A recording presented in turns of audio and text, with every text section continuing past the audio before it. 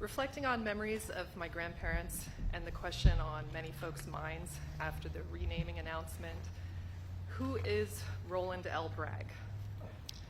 Well, let me tell you, he was a loving and devoted husband, father, and grandfather. He was a provider. He was a pillar of our small community in Nobleboro, Maine, and a philanthropist that did not seek recognition for his generosity. Even his own family did not know the full extent of his generosity until after he was gone.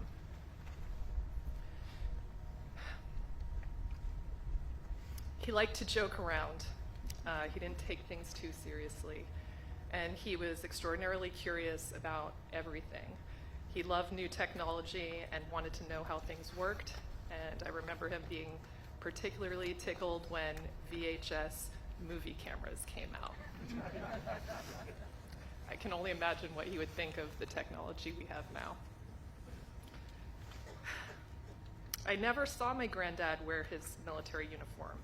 He was not one to go to a Memorial Day parade or a Veterans Day parade. Even one Memorial Day when I was marching in a parade in our town, he was working. The uniform I knew him to wear were green and blue Dickies, work clothes, a t-shirt, and later in life, suspenders.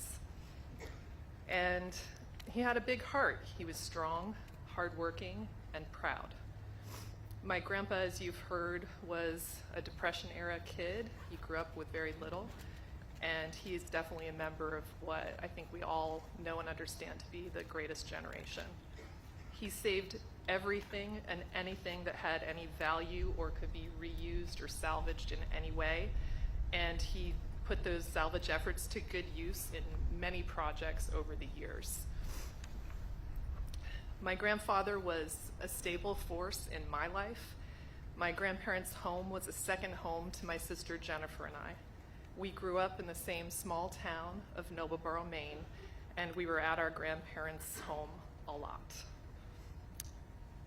I have a lot of really great memories of my granddad, playing checkers with him and him never letting me win. And I literally never won.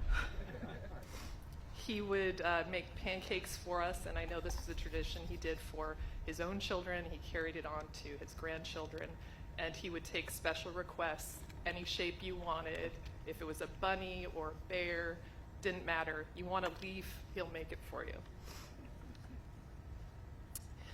I had a lot of fun going on outings with him. He loved to go to air shows and car shows and antiquing, and I got to go looking at jobs with him when he ran his building moving business.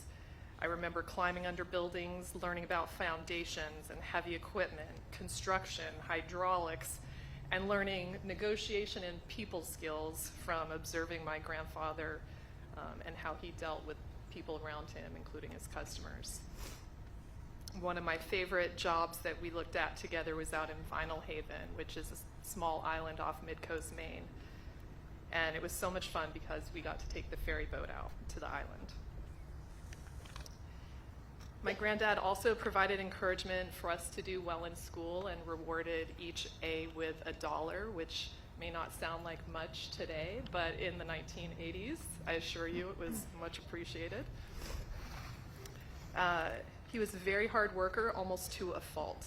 He was a man of many talents, a jack of all trades, and if something needed to be done, he would figure out how to do it.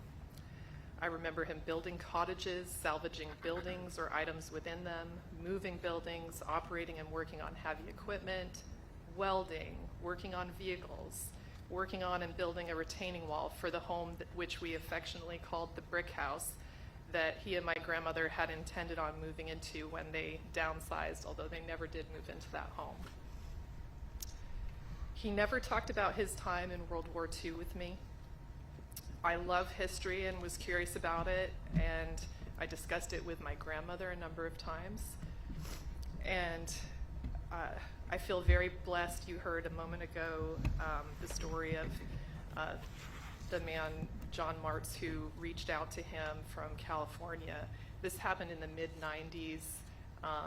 Again, my grandfather had spent his entire life thinking everyone in the back of that ambulance had died, and I feel like it was a tremendous gift for him to learn that someone had survived, and it was a true blessing.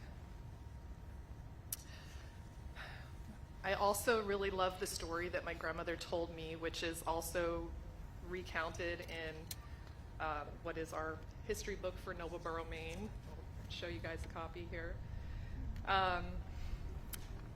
This was a book that was written in 1988, and this was done in celebration for our bicentennial. And my grandparents both are featured in this book for a number of different reasons, because they were very involved in their community. But there is one story that's recounted in here. It's one that my grandmother had shared with me. My grandmother told me that she and my grandfather were dating before he left for the war, and she decided to send him a Parker pen and pencil set with metal caps for Christmas. When he got that set, he wore it over the pocket over his heart. And thankfully, when he was hit in the chest with shrapnel, the metal pen and pencil prevented the shrapnel from entering his heart. He was sent to an army hospital to convalesce, and during that time, he wrote home to his brother Floyd and Floyd's wife Lizzie in a letter dated February 22nd, 1945. And I'm going to just read you a short passage from that letter. When I got back to the rest camp, I came to the hospital to let them take some steel out of me. All I've been doing here is writing letters. This war is no fun, though. There's too much grief in it. I lost a lot of my buddies, but they all went down fighting. I learned one thing, and that is rank doesn't mean a thing when you're in a tight spot. It's the one with a little common sense. All I can say is that I thank God that I'm still here today. I've always loved this quote, and I've shared it with my own children over the years when retelling our family history. And I think my granddad, if he were here today, would encourage the folks here to use their common sense, to work hard in school and beyond. And most certainly, he would want them to appreciate the importance of giving back and making an impact on your own communities when you're done with your service to your country. And I thank you for having us here today.